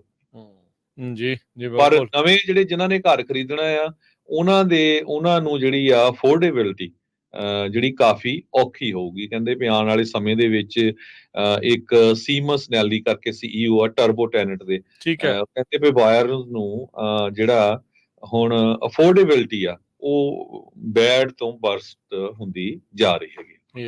ਸੋ ਇਹ ਬਾਇਰ ਦੇ ਸਿਰ ਤੇ ਵੀ ਹੁਣ ਹੋਰ ਜ਼ਿਆਦਾ ਭਾਰ ਹੋ ਗਿਆ। ਆਲਰੇਡੀ ਆਪਾਂ ਦੇਖਦੇ ਸੀਗੇ ਵੀ ਜਦੋਂ ਤਾਂ ਮਾਰਕੀਟਸ ਹੌਟ ਹੁੰਦੀਆਂ ਆ, ਫਿਰ ਤਾਂ ਬਾਇਰ ਤਾਂ ਪਹਿਲਾਂ ਹੀ ਲੱਤ ਦੇ ਉੱਤੇ ਇੱਕ ਤੋਂ ਦੂਜੇ ਤੋਂ ਕਰਦੇ ਆ। ਸੋ ਹੁਣ ਇਹ ਕਮਿਸ਼ਨ ਦਾ ਵੀ ਜਿਹੜਾ ਇਹਦੇ ਵਿੱਚ ਹੋ ਸਕਦਾ ਹੋਊਗਾ ਕਿ ਚਲੋ ਉਹ ਤਾਂ ਆਉਂਦੇ ਸਮੇਂ ਦੇ ਵਿੱਚ ਪਤਾ ਲੱਗੂਗਾ। ਪਰ ਕਹਿੰਦੇ ਵੀ ਸੈਸਮਿਕ ਸ਼ਿਫਟ, ਜਿੱਦਾਂ ਭੁਚਾਲ ਹੁੰਦਾ, ਧੜਥੱਲੀ ਆ, ਉਹ ਇਸ ਟਾਈਮ ਧੜਥੱਲੀ ਜਿਹੜੀ ਇਸ ਟਾਈਮ ਮਚ ਗਈ ਆ। ਸੋ ਲੈਟਸ ਸੀ ਇਸ ਦੀ ਰਿਐਕਸ਼ਨ ਕਿੱਦਾਂ ਦੇ ਜਿਹੜੇ ਆ ਉਹ ਹੋਣਗੇ। ਪਰ ਜਿਹਨੇ ਲੈਣਾ, ਜਿਹਨੇ ਵੇਚਣਾ, ਜਿਹਨੇ ਉਹ ਕਰਨਾ, ਆਪਸ ਦੇ ਵਿੱਚ ਬ੍ਰੋਕਰਸ ਦੇ ਵੀ ਸਮਝੌਤੇ ਜਿਹੜੇ ਇੱਕ ਦੂਜੇ ਨਾਲ ਜਿਹੜੇ ਉਹ ਕਰਨਗੇ। ਸੋ ਕਾਫੀ ਕੁਛ ਆਪਾਂ ਨੂੰ ਨਵਾਂ ਜਿਹੜਾ ਇਸ ਦੇ ਵਿੱਚ ਦੇਖਣ ਨੂੰ, ਸੋ ਨਵੀਂ ਇੱਕ ਸ਼ੇਪ ਇੰਡਸਟਰੀ ਦੀ ਜਿਹੜੀ ਇਸ ਦੇ ਵਿੱਚ ਆ ਸਕਦੀ ਹੈਗੀ ਆ। ਤੇ ਹਰਜੋਤ ਸਿੰਘ ਜੀ, ਇੱਕ ਛੋਟੀ ਜਿਹੀ ਬ੍ਰੇਕ ਲੈਂਦੇ ਆ, ਬ੍ਰੇਕ ਤੋਂ ਬਾਅਦ ਦੇ ਵਿੱਚ ਫਿਰ ਜੁੜਦੇ ਆ। ਪ੍ਰੋਗਰਾਮ ਅਪਡੇਟ ਅਮਰੀਕਾ ਜਿਹੜਾ ਇਸੇ ਤਰੀਕੇ ਦੇ ਨਾਲ ਜਾਰੀ ਰਹੇਗਾ।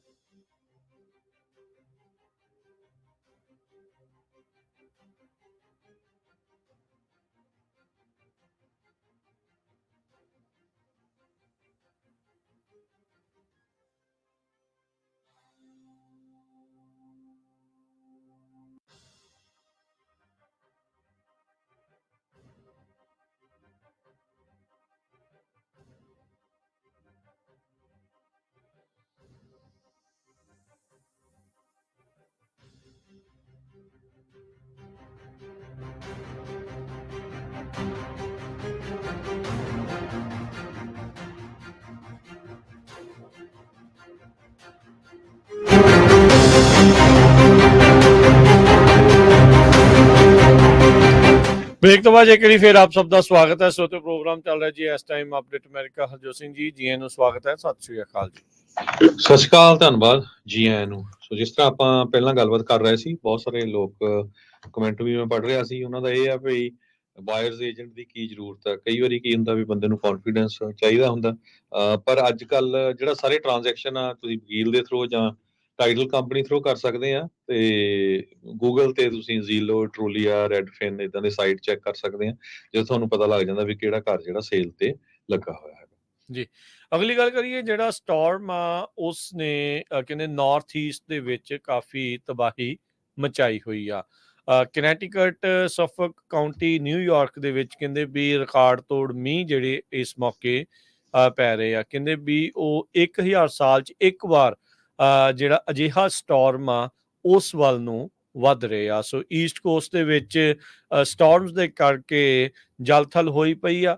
ਫਲੈਸ਼ ਫਲੱਡਿੰਗ ਦੇ ਨਾਲ ਗੱਡੀਆਂ ਡੁੱਬ ਰਹੀਆਂ ਆ। ਲੋਕਾਂ ਨੂੰ ਓਬਵੀਅਸਲੀ ਆਵਾਜਾਈ ਦੇ ਵਿੱਚ ਵੱਡੀ ਮੁਸ਼ਕਲ ਆ ਰਹੀ ਆ।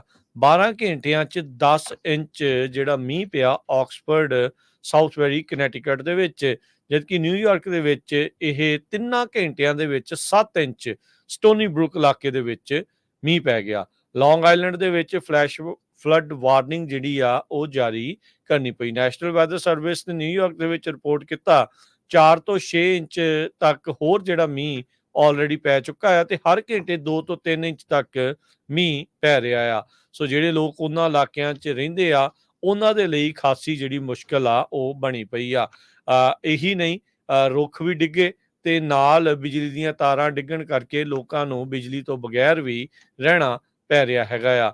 ਉੱਥੋਂ ਦੇ ਜਿਹੜੇ ਗਵਰਨਰ ਨੇ ਕਨੈਟੀਕਟ ਦੇ, ਉਹ ਨੈਡ ਲੈਮਾਉਂਟ, ਉਹਨਾਂ ਨੇ ਕਿਹਾ ਵੀ ਇਸ ਟਾਈਮ ਇਤਿਹਾਸਿਕ ਰਿਕਾਰਡ ਤੋੜ ਮੀਂਹ ਪੈ ਰਿਹਾ ਆ। 100 ਤੋਂ ਵੱਧ ਲੋਕਾਂ ਨੂੰ ਉੱਥੋਂ ਇਵੈਕੂਏਟ ਉਹਨਾਂ ਇਲਾਕਿਆਂ ਚੋਂ ਹੁਣ ਤੱਕ ਕੀਤਾ ਪਿਆ ਆ।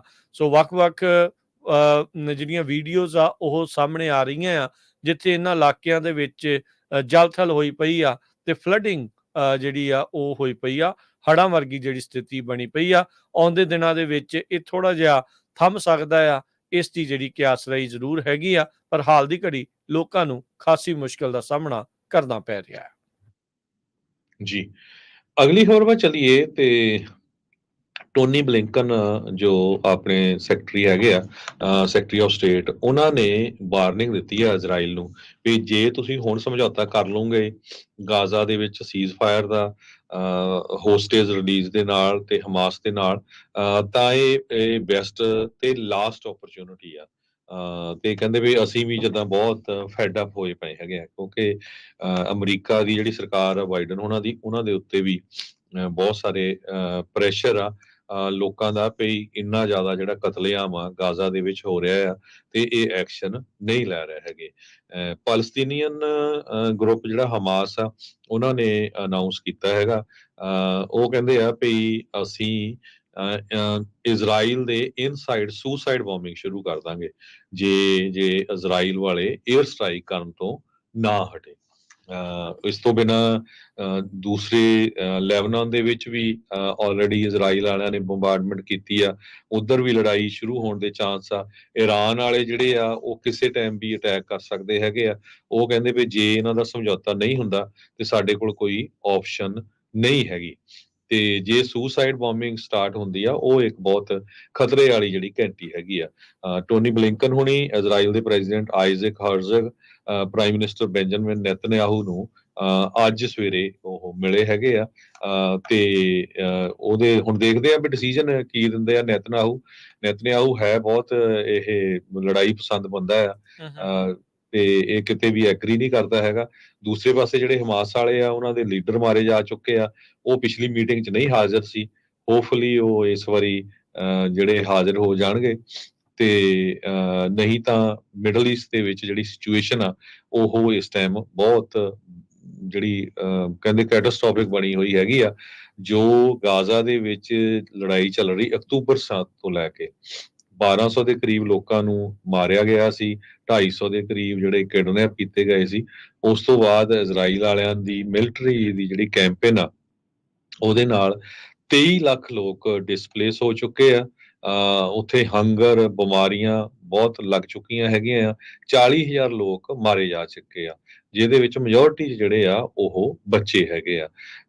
ਟੋਨੀ ਬਲਿੰਕਨ ਹੋਣਾ ਦੀ ਵਿਜ਼ਿਟ ਉਸ ਟਾਈਮ ਦੇ ਉੱਤੇ ਆਈ ਆ ਜਦੋਂ ਯੂਐਸ ਦੇ ਪ੍ਰੈਜ਼ੀਡੈਂਟ ਜੋ ਬਾਈਡਨ ਹੋਣਾ ਦੇ ਉੱਤੇ ਪ੍ਰੈਸ਼ਰ ਬਹੁਤ ਆ ਇਸ ਕਨਫਲਿਕਟ ਨੂੰ ਲੈ ਕੇ। ਤੇ ਡੈਮੋਕ੍ਰੈਟਿਕ ਪਾਰਟੀ ਨੈਸ਼ਨਲ ਕਨਵੈਨਸ਼ਨ ਜਿਹੜੀ ਆ ਕਰ ਰਹੀ ਆ।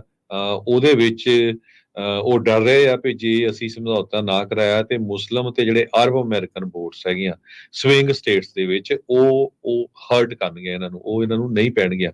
ਖਾਸ ਕਰਕੇ ਮਿਸ਼ੀਗਨ ਵਗੈਰਾ ਦੇ ਵਿੱਚ ਮੁਸਲਿਮ ਪੋਪੂਲੇਸ਼ਨ ਬਹੁਤ ਜ਼ਿਆਦਾ ਹੈਗੀ ਆ। ਸੋ ਟੋਨੀ ਬਲਿੰਕਨ ਹੁਣਾਂ ਨੇ ਵਾਰਨਿੰਗ ਦੇ ਦਿੱਤੀ ਹੈ ਇਜ਼ਰਾਈਲ ਦੇ ਪ੍ਰਾਈਮ ਮਿਨਿਸਟਰ ਨੂੰ ਵੀ ਭਾਈ ਤੁਹਾਡੇ ਕੋਲ ਲਾਸਟ ਚਾਂਸ ਆ ਇਹ ਸਮਝੌਤਾ ਕਰਨ ਦਾ, ਨਹੀਂ ਤਾਂ ਫਿਰ ਜੇ ਇਹਦੇ ਜਿਹੜੇ ਰਿਜ਼ਲਟਸ ਆ ਉਹ ਕਾਫੀ ਖਤਰਨਾਕ ਰਹਿਣਗੇ। ਜੀ ਪ੍ਰੈਜ਼ੀਡੈਂਟ ਬਾਈਡਨ ਦੀ ਗੱਲ ਕਰਦੇ ਜਾਈਏ। ਜੀਓਪੀ ਰਨ ਜਿਹੜੀ ਇਸ ਟਾਈਮ ਹਾਊਸ ਓਵਰਸਾਈਟ ਕਮੇਟੀ ਆ ਉਹਨਾਂ ਨੇ ਇੱਕ ਮਤਾ ਜਿਹੜਾ ਉਹ ਲਿਆਂਦਾ ਜਿਸ ਦੇ ਵਿੱਚ ਇਹ ਉਹਨਾਂ ਨੇ ਦੱਸਿਆ ਆ ਵੀ ਪ੍ਰੈਜ਼ੀਡੈਂਟ ਬਾਈਡਨ ਨੇ ਇੰਪੀਚੇਬਲ ਮਹਾਦੋਸ਼ ਵਾਲਾ ਜਿਹੜੇ ਕੰਮ ਆ ਕੰਡਕਟ ਕੀਤਾ ਆ। ਕਹਿੰਦੇ ਵੀ ਉਹਨਾਂ ਨੇ ਯੂਐਸ ਨੂੰ ਡੀਫਰਾਡ ਕੀਤਾ ਤੇ ਆਪਣੀ ਮੁਲਕ ਨੂੰ ਆਪਣੀ ਜਿਹੜੀ ਆ ਫੈਮਿਲੀ ਨੂੰ ਪਰਿਵਾਰ ਨੂੰ ਉਹ ਅਮੀਰ ਕੀਤਾ। ਹਾਊਸ ਦੀ ਜਿਹੜੀ ਜੀਓਪੀ ਦੀ ਰਿਪੋਰਟ ਆ ਉਸ ਦੇ ਵਿੱਚ ਲਿਆਂਦਾ ਗਿਆ ਆ। ਸੋ ਕਹਿੰਦੇ house oversight judiciary ways and means committee ਇਹ ਕਹਿੰਦੇ ਵੀ ਹੁਣ ਇੰਪੀਚਮੈਂਟ ਇਨਕੁਆਇਰੀ ਪ੍ਰੈਜ਼ੀਡੈਂਟ ਬਾਈਡਨ ਜੋ ਕਿ ਆਪਣੇ ਅਖੀਰਲੇ 1.5 ਮਹੀਨੇ 2 ਮਹੀਨੇ ਦੇ ਲਈ ਜਿਹੜੇ ਕੁਝ ਸਮੇਂ ਦੇ ਲਈ ਕੁਝ ਮਹੀਨਿਆਂ ਦੇ ਲਈ ਜਿਹੜੇ ਪ੍ਰੈਜ਼ੀਡੈਂਟ ਜਿਹੜੇ ਉਹ ਰਹਿਣਗੇ। ਉਹਨਾਂ ਨੇ ਕਿਹਾ ਵੀ ਇਹਨਾਂ ਨੇ ਆਪਣੇ ਆਫਿਸ ਦਾ ਅਬਿਊਜ਼ ਕੀਤਾ ਤੇ ਯੂਐਸ ਨੂੰ ਫਰਾਡ ਜਿਹੜਾ ਉਹ ਕੀਤਾ। 292 ਪੇਜਾਂ ਦੀ ਜਿਹੜੀ ਰਿਪੋਰਟ ਆ ਉਹ house oversight committee, house judiciary committee, house ways and mean committee ਨੇ ਉਹ ਪ੍ਰਪੇਅਰ ਕੀਤੀ ਹੈਗੀ ਆ। ਇਹ ਉਹੀ ਤਿੰਨੇ ਪੈਨਲ ਨੇ ਜਿਹੜੇ ਕਿ ਇੰਪੀਚਮੈਂਟ ਇਨਕੁਆਇਰੀ ਪ੍ਰੈਜ਼ੀਡੈਂਟ ਬਾਈਡਨ ਦੇ ਉਲਟ ਉਸ ਨੂੰ ਇਹਨਾਂ ਨੇ ਵਿੱਢਿਆ ਹੈਗਾ ਆ ਪਿਛਲੇ ਕਈ ਸਾਲਾਂ ਤੋਂ। ਸੋ ਕਹਿੰਦੇ ਵੀ ਇਹਨਾਂ ਨੇ ਆਪਣੀ ਰਿਪੋਰਟ ਦੇ ਵਿੱਚ ਇਹ ਦਾਅਵਾ ਕੀਤਾ ਆ ਵੀ ਇਹਨਾਂ ਦੇ ਕੋਲ ਇਨਫ ਐਵੀਡੈਂਸ ਸਬੂਤ ਹੈਗੇ ਨੇ ਪ੍ਰੈਜ਼ੀਡੈਂਟ ਬਾਈਡਨ ਵੀ ਉਹਨਾਂ ਨੂੰ ਇੰਪੀਚ ਜਿਹੜਾ ਉਹ ਕੀਤਾ ਜਾ ਸਕਦਾ ਆ। ਥਿਨ ਮੈਜੋਰਟੀ ਆ ਹਾਊਸ ਦੇ ਵਿੱਚ ਰਿਪਬਲਿਕਨਸ ਦੀ ਤੇ ਕੀ ਅਖੀਰਲੇ ਮੌਕੇ ਇਹ ਜਿਹੜਾ ਦਾ ਖੇਡ ਕੇ ਇਹ ਆਪਣੇ ਪੋਲੀਟੀਕਲ ਇਹਨਾਂ ਨੂੰ ਇਸ ਦੇ ਵਿੱਚ ਫਾਇਦਾ ਹੋ ਸਕੂਗਾ, ਇਹ ਵੀ ਇੱਕ ਸਾਈਡ ਤੋਂ ਦੇਖਣ ਵਾਲੀ ਜਿਹੜੀ ਗੱਲ ਹੈਗੀ ਆ। ਸੋ ਰੌਲਾ ਇਹਨਾਂ ਨੇ ਕਾਫੀ ਚਿਰ ਤੋਂ ਪਾਇਆ ਸੀ ਇਸ ਦੇ ਵਿੱਚ। ਹੁਣ ਕਹਿੰਦੇ ਆ ਵੀ ਸਾਡੇ ਕੋਲ ਸਬੂਤ ਹੈਗੇ ਨੇ। ਕਮੇਟੀਆਂ ਨੇ ਇਸ ਦੇ ਵਿੱਚ ਦਾਅਵਾ ਕੀਤਾ ਵੀ ਬਾਈਡਨ ਪਰਿਵਾਰ ਤੇ ਉਹਨਾਂ ਦੇ ਸਾਥੀਆਂ ਨੂੰ ਘੱਟੋ ਘੱਟ $27 ਮਿਲੀਅਨ ਜਿਹੜੇ ਬਾਹਰਲੇ ਮੁਲਕ ਦੇ ਇੰਡੀਵਿਜੂਅਲਸ ਆ ਉਹਨਾਂ ਨੂੰ ਮਿਲਿਆ ਆ 2014 ਤੋਂ ਲੈ ਕੇ ਹੁਣ ਤੱਕ। ਇਹਦੇ ਵਿੱਚ ਇਹ ਵੀ ਕਥਿਤ ਦੋਸ਼ ਨੇ ਵੀ ਬਾਈਡਨ ਪਰਿਵਾਰ ਨੇ ਬਾਈਡਨ ਹੋਣਾ ਦੀ ਪੋਜੀਸ਼ਨ ਨੂੰ ਲੈਵਰੇਜ ਕਰਦੇ ਹੋਏ $8 ਮਿਲੀਅਨ ਦੇ ਜਿਹੜੇ ਲੋਨ ਆ ਉਹ ਡੈਮੋਕ੍ਰੇਟ ਬੈਨੀਫੈਕਟਰਸ ਦੇ ਕੋਲੋਂ ਲਏ ਨੇ ਜਿਨ੍ਹਾਂ ਨੂੰ ਇਹਨਾਂ ਨੇ ਰੀਪੇ ਨਹੀਂ ਕੀਤਾ ਹੈਗਾ। ਸੋ ਰਿਪਬਲਿਕਨਸ ਨੇ ਕਿਹਾ ਵੀ ਕਨਸਪੀਰੇਸੀ ਜਿਹੜੀ ਹੋਈ ਸੀ ਬਾਈਡਨ ਹੁਣਾਂ ਦੇ ਕਾਰਜਕਾਲ ਦੇ ਦੌਰਾਨ ਜਦ ਇਹ ਵਾਈਸ ਪ੍ਰੈਜ਼ੀਡੈਂਟ ਸੀਗੇ। ਸੋ ਐਜ਼ ਵਾਈਸ ਪ੍ਰੈਜ਼ੀਡੈਂਟ ਤੇ ਪ੍ਰੈਜ਼ੀਡੈਂਟ ਬਾਈਡਨ ਕਹਿੰਦੇ ਵੀ ਇਹਨਾਂ ਨੇ ਕਨਸਪੀਰੇਸੀ ਦੇ ਵਿੱਚ ਹਿੱਸਾ ਲਿਆ ਆ। ਇਹ ਇਹਨਾਂ ਨੇ ਇਸ ਰਿਪੋਰਟ ਦੇ ਵਿੱਚ ਹੁਣ ਦਾਅਵੇ ਕੀਤੇ ਆ। ਸੋ ਇਹ ਦੇਖਣ ਵਾਲੀ ਗੱਲ ਹੋਊਗੀ ਵੀ ਅੱਗੇ ਕੀ ਬਣਦਾ ਆ। ਹੰਟਰ ਬਾਈਡਨ ਜੋ ਕਿ ਪ੍ਰੈਜ਼ੀਡੈਂਟ ਦਾ ਮੁੰਡਾ ਆ ਉਸ ਨੂੰ ਲੈ ਕੇ ਪਹਿਲਾਂ ਵੀ ਜਿਹੜੇ ਯੂਕਰੇਨ ਦੇ ਮਾਮਲੇ ਦੇ ਵਿੱਚ ਓਲੀਗਾਰਕਸ ਦੇ ਨਾਲ ਜਿਹੜੇ ਜੁੜ ਕੇ ਇਹ ਜਿਹੜੇ ਮਾਮਲੇ ਆ ਉਹ ਸਾਹਮਣੇ ਆਏ ਸੀਗੇ। ਉਹ ਰਿਪੋਰਟਾਂ ਜਿਹੜੀਆਂ ਉਹ ਸਾਹਮਣੇ ਆਈਆਂ ਸੀਗੀਆਂ ਤੇ ਉਸ ਤੋਂ ਬਾਅਦ ਦੇ ਵਿੱਚ ਹੀ ਇਹਨਾਂ ਦੀ ਜਿਹੜੀ ਇੰਪੀਚਮੈਂਟ ਦਾ ਮੁੱਦਾ ਆ ਉਹ ਅੱਗੇ ਤੱਕ ਵਧਿਆ ਸੀਗਾ। ਸੋ ਦੇਖਦੇ ਹਾਂ ਅਖੀਰਲੇ ਕੁਝ ਰਹਿ ਗਏ ਮਹੀਨਿਆਂ ਦੇ ਵਿੱਚ ਕੀ ਤੇਜ਼ੀ ਦੇ ਨਾਲ ਇੰਪੀਚਮੈਂਟ ਵੱਲ ਨੂੰ ਜਿਹੜਾ ਹਾਊਸ ਆ ਉਹ ਵੱਧਦਾ ਆ ਜਾਂ ਨਹੀਂ। जी, हरजोत सिंह जी आवाज़ नहीं आ रही। ਅਗਲੀ ਖਬਰ ਵੱਲ ਚਲੀਏ। ਕਹਿੰਦੇ ਵੀ more and more Americans are worried that they will lose their jobs। So ਬਹੁਤ ਸਾਰੇ ਜਿਹੜੇ ਅਮਰੀਕਨਸ ਆ ਉਹ ਹੁਣ ਚਿੰਤਾ ਕਰ ਰਹੇ ਹੈਗੇ ਆ ਭਈ ਸਾਡੀ ਜੌਬ ਜਾ ਸਕਦੀ ਹੈਗੀ ਆ। Federal reserve bank of New York ਨੇ ਜਿਹੜਾ ਸਰਵੇ ਆ ਉਹ ਕੰਜ਼ਿਊਮਰ ਲੇਬਰ ਮਾਰਕੀਟ ਦਾ ਉਹਦੇ ਵਿੱਚ ਇਹ ਸ਼ੋਅ ਕੀਤਾ ਆ ਭਈ ਲੋਕਾਂ ਦਾ ਜਿਹੜਾ ਕੌਨਫੀਡੈਂਸ ਆ ਉਹ ਕਾਫੀ ਘਟਿਆ ਹੈਗਾ ਆ। ਲੋਕ 4.4% ਦੇ ਕਰੀਬ ਜਿਹੜਾ ਲਾਈਕਲੀਹੁੱਡ ਆ ਅਨਪਲਾਇਮੈਂਟ ਪਹੁੰਚ ਜਾਊਗੀ। ਇਹ ਹਾਈਐਸਟ ਔਨ ਦਾ ਰੈਕਰਡ ਹੋਊਗੀ ਜਿਹੜੀ 10 ਸਾਲਾਂ ਦੇ ਵਿੱਚ ਇਹ ਦੇਖਿਆ ਜਾਵੇ। ਜੁਲਾਈ ਦੇ ਵਿੱਚ ਵੀ ਸਰਵੇ ਕੀਤਾ ਗਿਆ ਸੀ। ਉਸ ਟਾਈਮ ਦੇ ਉੱਤੇ ਵੀ ਜਿਹੜੇ ਅਮਰੀਕਨ ਆ ਉਹ ਫਿਕਰਮੰਦ ਸੀਗੇ। ਕਹਿੰਦੇ ਜੌਬਸ ਤਾਂ ਹੈਗੀਆਂ ਪਰ ਵੱਡੀ ਗਿਣਤੀ 'ਚ ਲੇਆਫ ਹੋ ਰਿਹਾ। ਹੁਣ ਆਪਾਂ ਦੇਖਿਆ ਹੀ ਆ IT ਸੈਕਟਰ ਦੇ ਵਿੱਚ ਹਰ ਰੋਜ਼ ਨਵੀਂ ਤੇ ਨਵੀਂ ਕੰਪਨੀ ਆ ਜਾਂਦੀ ਆ ਵੀ ਅਸੀਂ ਜਿਹੜਾ ਲੇਆਫ ਕਰਨ ਜਾ ਰਹੇ ਹਾਂ। ਇੰਟਲ, ਸਿਸਕੋ ਸਾਰਿਆਂ ਨੇ।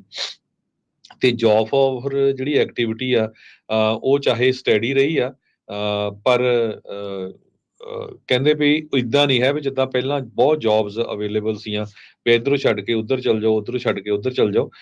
ਸੋ ਲੋਕ ਇਸ ਟਾਈਮ ਦੇ ਉੱਤੇ ਫਿਕਰਮੰਦ ਹੈਗੇ ਆ ਵੀ ਸਾਡੀ ਜੌਬ ਜਾ ਸਕਦੀ ਹੈਗੀ ਆ। ਜੌਬ ਦੀ ਜਿਹੜੀ ਗਰੋਥ ਆ ਉਹ ਸਲੋ ਹੋ ਗਈ ਆ ਪਿਛਲੇ ਮਹੀਨਿਆਂ ਦੇ ਵਿੱਚ। ਕਹਿੰਦੇ ਭਈ US ਦੀ ਜਿਹੜੀ ਲੇਬਰ ਮਾਰਕੀਟ ਆ ਇਹ ਸੈਟਲ ਹੋ ਗਈ ਆਲਮੋਸਟ ਮੋਰ ਬੈਲੈਂਸ ਸਟੇਟ ਦੇ ਵਿੱਚ। ਜੁਲਾਈ ਮਹੀਨੇ ਦੇ ਵਿੱਚ ਕਹਿੰਦੇ ਵੀ ਜਿੰਨੀਆਂ ਜੌਬਸ ਐਕਸਪੈਕਟ ਕਰਦੇ ਸੀ ਉਹਦੇ ਨਾਲੋਂ ਘੱਟ ਜੌਬਸ ਕ੍ਰੀਏਟ ਹੋਈਆਂ 1,14,000 ਦੇ ਕਰੀਬ। ਸੋ ਦੂਸਰੇ ਪਾਸੇ ਜਿੱਧਰ ਇਹ ਵੀ ਆਪਾਂ ਨੂੰ ਪਤਾ ਲੱਗ ਰਿਹਾ ਵੀ ਹੋ ਸਕਦਾ ਇੰਟਰਸਟ ਰੇਟ ਘਟਾਇਆ ਜਾਊਗਾ ਬਹੁਤ ਜਲਦੀ ਕਿਉਂਕਿ ਇਨਫਲੇਸ਼ਨ ਕਹਿ ਰਹੇ ਆ ਵੀ ਹੁਣ ਥੋੜੀ ਘਟ ਰਹੀ ਆ ਪਰ ਕਿਤੇ ਦਿਸ ਤਾਂ ਨਹੀਂ ਰਹੀ ਹੈਗੀ। ਪਰ ਲੋਕ ਇਸ ਟਾਈਮ ਕਾਫੀ ਫਿਕਰਮੰਦ ਆ ਜਿਹੜੇ ਜੌਬਸ ਕਰਦੇ ਆ ਵੀ ਮੈਂ ਕਿਸੇ ਟਾਈਮ ਵੀ ਲੇ ਆਫ ਹੋ ਸਕਦਾ ਹੈ। ਜੀ, ਛੋਟੀ ਜਿਹੀ ਬ੍ਰੇਕ ਤੋਂ ਬਾਅਦ ਦੇ ਵਿੱਚ ਰਹਿ ਗਈਆਂ ਖਬਰਾਂ ਦੇ ਉੱਤੇ ਝਾਤ ਮਾਰਾਂਗੇ। ਜੁੜੇ ਰਹੋ ਇੱਦਾਂ ਹੀ ਪੰਜਾਬੀ ਰੇਡੀਓ USA ਦੇ ਨਾਲ।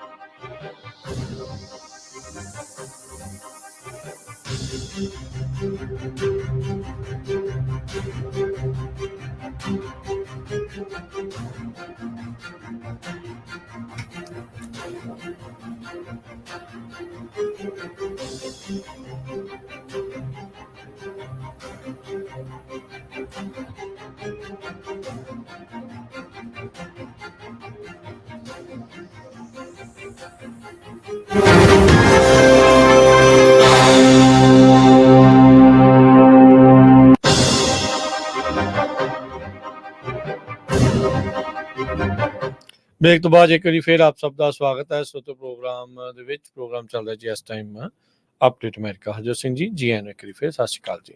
ਸਤਿ ਸ਼੍ਰੀ ਅਕਾਲ, ਧੰਨਵਾਦ ਜੀ ਆਇਆਂ ਨੂੰ। ਟ੍ਰੇਨ ਵਾਈਟ ਫੈਡਰਲ ਪ੍ਰੋਸੀਕਿਊਟਰਸ ਨੇ ਇਸ ਨੂੰ ਚਾਰਜ ਕੀਤਾ। ਇਹ ਡੀਸੀ ਜਿਹੜੀ ਹੈਗੀ ਆ ਡਿਸਟ੍ਰਿਕਟ ਆਫ ਕੋਲੰਬੀਆ, ਉਸ ਦੇ ਜਿਹੜੇ ਸਿਟੀ ਕਾਉਂਸਲ ਦਾ ਇੱਕ ਮੈਂਬਰ ਆ।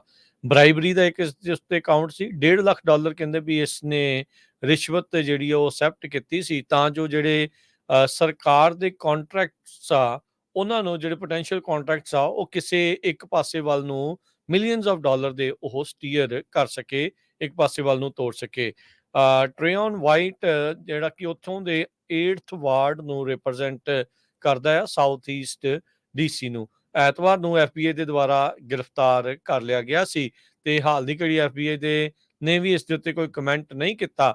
US ਅਟਾਰਨੀ ਆਫਿਸ ਜਿਹੜਾ ਡਿਸਟ੍ਰਿਕਟ ਕੋਲੰਬੀਆ ਦਾ, ਉਹਨਾਂ ਨੇ ਅੱਜ ਇਸ ਦੇ ਉੱਤੇ ਜਿਹੜੇ ਚਾਰजेस ਆ ਉਸ ਦੀ ਅਨਾਉਂਸਮੈਂਟ ਕੀਤੀ ਹੈਗੀ ਆ। ਐਫੀਡੇਵਿਟ ਅਦਾਲਤੀ ਦਸਤਾਵੇਜ਼ਾਂ ਦੇ ਵਿੱਚ ਇਹ ਪਤਾ ਲੱਗਾ ਹੈ ਵੀ ਇਸ ਦੇ ਉਲਟ ਕ੍ਰਿਮੀਨਲ ਕੰਪਲੇਂਟ ਵੀ ਜਿਹੜੀ ਹੋਈ ਸੀ। ਕਹਿੰਦੇ ਵੀ ਟ੍ਰੇਨ ਵਾਈਟ ਨੇ ਆਪਣੀ ਪੋਜੀਸ਼ਨ ਦਾ ਫਾਇਦਾ ਚੱਕਦੇ ਹੋਏ ਜੋ ਕਿ committee on recreation libraries and youth affairs ਦਾ ਇਹ ਹੈੱਡ ਸੀਗਾ, ਵੀ ਉਹਨੇ ਪ੍ਰੈਸ਼ਰ ਕੀਤਾ ਸਿਟੀ ਇੰਪਲਾਈਜ਼ ਨੂੰ ਵੀ ਜਿਹੜੇ ਸਰਕਾਰ ਦੇ ਕੰਟਰੈਕਟਸ ਆ $5.6 ਮਿਲੀਅਨ ਦੇ, ਉਹਨਾਂ ਕੰਪਨੀਆਂ ਦੇ ਨਾਲ ਐਕਸਟੈਂਡ ਕੀਤੇ ਜਾਣ ਜਿਹੜੇ ਕਿ ਹਾਈ ਰਿਸਕ ਯੂਥ ਜਾਂ ਵਾਇਲੈਂਸ ਇੰਟਰਵੈਂਸ਼ਨ ਸਰਵਿਸਿਜ਼ ਦੇ ਨਾਲ ਕੰਮ ਕਰ ਰਹੇ ਆ। ਸੋ ਕਹਿੰਦੇ ਵੀ ਉਹਨਾਂ ਦੇ ਓਨਰਸ ਦਾ, ਉਹ ਕੰਪਨੀ ਦੇ ਓਨਰਸ ਦਾ ਅਜੇ ਨਾਮ ਤਾਂ ਉਹਨਾਂ ਨੇ ਨਹੀਂ ਦੱਸਿਆ, ਪਰ ਕਹਿੰਦੇ ਵੀ ਸੀਕ੍ਰੇਟਲੀ ਉਹਨੇ ਕਨਵਰਸੇਸ਼ਨਸ ਵੀ ਜਿਹੜੀਆਂ ਆ ਉਹ ਰਿਕਾਰਡ ਹੋਈਆਂ ਸੀਗੀਆਂ ਜੂਨ ਤੇ ਅਗਸਤ ਮਹੀਨੇ ਦੇ ਵਿੱਚ, ਜਿਸ ਦੇ ਦਰਮਿਆਨ ਇਸ ਸਰਕਾਰੀ ਡੀਲਸ ਦਾ ਵੀ ਗੱਲਬਾਤ ਜਿਹੜੀ ਉਹ ਕੀਤੀ ਆ। ਉਧਰ ਜਿਹੜਾ ਕੰਪਨੀ ਦਾ ਓਨਰ, ਬੇਨਾਮ ਓਨਰ ਜਿਹੜਾ ਆ, ਉਹ ਆਲਰੇਡੀ ਉਸਨੇ ਪਲੀ ਐਗਰੀਮੈਂਟ ਪ੍ਰੋਸੀਕਿਊਟਰਸ ਦੇ ਨਾਲ ਕਰ ਲਈ ਆ ਤੇ ਕੋਆਪਰੇਟ ਕਰ ਰਿਹਾ ਇਸ ਟਾਈਮ ਪੂਰੀ ਤਰ੍ਹਾਂ ਇਸ ਜਾਂਚ ਦੇ ਵਿੱਚ, ਇਨਵੈਸਟੀਗੇਸ਼ਨ ਦੇ ਵਿੱਚ। ਇਸ ਦੇ ਉਲਟ ਕਹਿੰਦੇ ਵੀ ਇੱਕ ਸੋਰਸ ਨੇ ਵਾਈਟ ਨੂੰ $35,000 ਕੈਸ਼ ਦਿੱਤਾ 4 ਮੀਟਿੰਗਸ ਦੇ ਵਿੱਚ। ਵੇਗਸ ਨੂੰ ਉਹਨੂੰ ਟਰੈਵਲ ਕਰਾਇਆ, ਡੋਮਿਨਿਕਨ ਰਿਪਬਲਿਕ ਨੂੰ ਜਿਹੜਾ ਉਹ ਕਰਾਇਆ। ਸੋ ਜਿਨ੍ਹਾਂ ਲੋਕਾਂ ਨੂੰ ਤੁਸੀਂ ਚੁਣ ਕੇ ਉੱਥੇ ਬਣਾਇਆ ਤੇ ਉਹੀ ਖਾਸ ਕੰਪਨੀਆਂ ਨੂੰ ਫਾਇਦਾ ਚੁਕਾਉਣ ਦੇ ਲਈ, ਫਾਇਦਾ ਦਿਵਾਉਣ ਦੇ ਲਈ ਰਿਸ਼ਵਤ ਲੈ ਕੇ ਉਹਨਾਂ ਨੂੰ ਡੀਲਾਂ ਜਿਹੜੀਆਂ ਉਹ ਬਣਵਾ ਰਹੇ ਸੀਗੇ। ਸੋ ਬੰਦਾ ਭਰੋਸਾ ਵੀ ਅੱਜ ਕੱਲ ਕਿਹਦੇ ਤੇ ਕਰੇ ਜੀ। ਅਗਲੀ ਖਬਰ ਜਿਹੜੀ ਆ, ਜਿਸ ਤਰ੍ਹਾਂ ਮੈਂ ਪਹਿਲਾਂ ਦੱਸਿਆ ਸੀ ਵੀ ਲੋਕ ਸਾਰੀਆਂ ਇੰਡਸਟਰੀਆਂ ਹਰਟ ਹੋ ਰਹੀਆਂ, ਟਰੱਕਿੰਗ, ਰੀਅਲ ਸਟੇਟ ਤੇ ਜੌਬਸ ਦਾ ਫਿਕਰ ਆ। ਹੁਣ ਅੱਜ ਇੱਕ ਰਿਪੋਰਟ ਇਹ ਆਈ ਆ, ਜਿਹੜੇ ਕਿਸਾਨ ਫਾਰਮਰਸ ਆ ਉਹਨਾਂ ਦਾ ਵੀ ਇਸ ਟਾਈਮ ਬਹੁਤ ਬੁਰਾ ਹਾਲ ਹੈਗਾ ਆ। ਜਿਹੜੇ ਫਾਰਮਰਸ ਆ ਉਹ ਇਹ ਕਹਿ ਰਹੇ ਆ ਵੀ ਜੋ ਬਾਈਡਨ ਹੈਰਿਸ ਐਡਮਿਨਿਸਟ੍ਰੇਸ਼ਨ ਆ, ਉਹਨਾਂ ਦੇ ਦੌਰਾਨ ਸਾਡੀ ਜਿਹੜੀ ਸਿਚੁਏਸ਼ਨ ਆ ਉਹ ਬਹੁਤ ਬੈਡ ਹੋਈ ਆ। ਇਨਫਲੇਸ਼ਨ ਕਹਿੰਦੇ ਪਈ ਜਿਹੜੀ ਇਕਨੋਮਿਕ ਪਾਲਿਸੀਜ਼ ਬਾਈਡਨ ਤੇ ਹੈਰਿਸ ਐਡਮਿਨਿਸਟ੍ਰੇਸ਼ਨ ਦੀ ਆ, ਉਹਨਾਂ ਨੇ ਬਹੁਤ ਹਰਟ ਕੀਤਾ। ਨੇਬਰਾਸਕਾ ਬੇਸਡ ਇੱਕ ਕਾਲੇ ਮੂਲ ਦੇ ਜਿਹੜੇ ਫਾਰਮਰਸ ਆ, ਉਹਨਾਂ ਨੇ ਉਹਨਾਂ ਦੇ ਇੱਕ ਹੈਡ ਹੈਗੇ ਆ, ਜੌਨ ਬੀਸਲੀ ਵਾਈਟ ਜੂਨੀਅਰ, ਬੈਸਕਰਵਿਲ ਚ ਰਹਿੰਦੇ ਆ। ਉਹ ਕਹਿੰਦੇ ਵੀ 5 ਸਾਲ ਪਹਿਲਾਂ ਜਿਹੜੀ ਡੀਜ਼ਲ ਦੀ ਪ੍ਰਾਈਸ ਉਹ $2-2.5 ਦੇ ਕਰੀਬ ਸੀ, ਜਿਹੜੀ ਹੁਣ $5 ਹੈਗੀ ਆ। ਤੇ ਇਸ ਤੋਂ ਬਿਨਾਂ ਕਹਿੰਦੇ ਪਈ ਜਿਹੜੀਆਂ ਕੀਮਤਾਂ ਹੋਰ ਫਰਟੀਲਾਈਜ਼ਰ ਦੀਆਂ ਆ, ਸੀਡ ਦੀਆਂ ਹੈਗੀਆਂ ਆ, ਫੀਡ ਦੀਆਂ ਆ, ਲੇਬਰ ਕਾਸਟ ਆ, ਉਹ ਆਊਟ ਆਫ ਦਾ ਰੂਫ ਹੈਗੀ ਆ। ਤੇ ਜਿਹੜੇ ਉਹਨਾਂ ਦੇ ਪ੍ਰੋਡਕਟ ਆ, ਸੋਇਆਬੀਨ ਜਾਂ ਹੋਰ, ਉਹ ਕੋਈ ਕਹਿੰਦੇ ਨਵੇਂ ਕੰਟਰੈਕਟ ਕੀਤੇ ਨਹੀਂ ਅਮਰੀਕਾ ਦੀ ਸਰਕਾਰ ਨੇ ਬਾਹਰਲੀਆਂ ਸਰਕਾਰਾਂ ਦੇ ਨਾਲ, ਤਾਂ ਕਿ ਉਸ ਸਮਾਨ ਨੂੰ ਜਿਹੜਾ ਉਹ ਫੂਡ ਪ੍ਰੋਡਕਟਸ ਆ ਉਹਨਾਂ ਨੂੰ ਵੇਚਿਆ ਜਾ ਸਕੇ। ਹੈਰਿਸ ਉਹ ਕਹਿੰਦੇ ਪਈ, ਕਮਲਾ ਹੈਰਿਸ ਤੇ ਜਿਹੜੇ ਉਹਨਾਂ ਦੇ ਰਨਿੰਗ ਮੇਟ ਮਿਨੇਸੋਟਾ ਦੇ ਗਵਰਨਰ ਟਿਮ ਵਾਲਜ਼ ਆ, ਇਸ ਟਾਈਮ ਵਾਈਟ ਹਾਊਸ ਦੀ ਰੇਸ ਦੇ ਵਿੱਚ ਹੈਗੇ ਆ। ਤੇ ਉਹਨਾਂ ਜੋ ਰੀਸੈਂਟ ਸਰਵੇ ਆਏ ਆ, ਉਹਨਾਂ ਦੇ ਮੁਤਾਬਕ ਉਹਨਾਂ ਦਾ ਹੱਥ ਥੋੜਾ ਉੱਪਰ ਹੈਗਾ।